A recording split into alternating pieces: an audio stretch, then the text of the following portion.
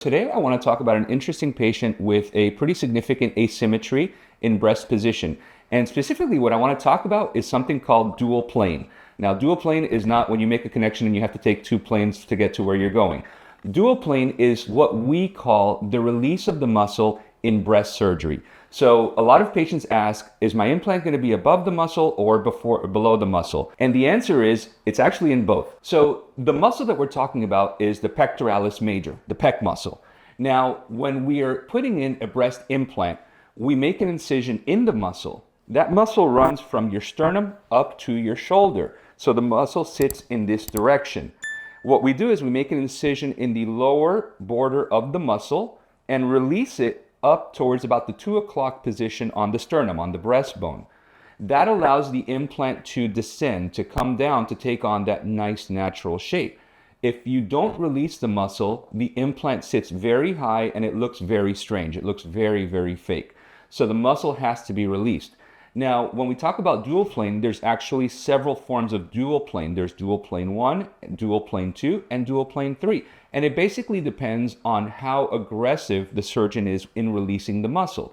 So in a dual plane 1 is what I would do in a patient that has perfect breasts, no droop to them, and we're doing a breast augmentation.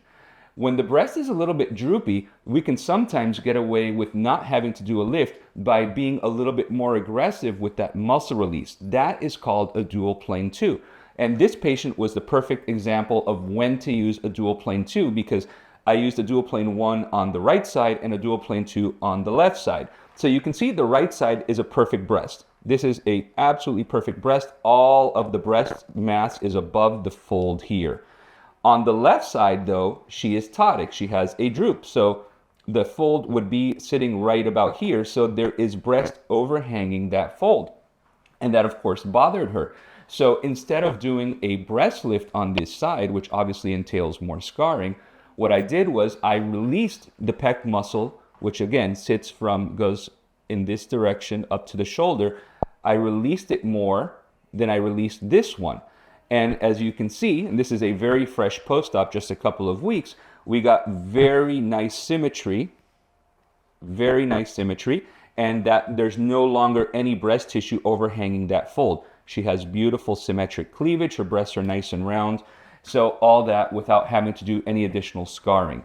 So it's important to understand the role of the surgeon has in releasing the pectoralis muscle. It can sometimes be very advantageous to be a little bit more aggressive when you want to get nipple elevation on one or on both breasts.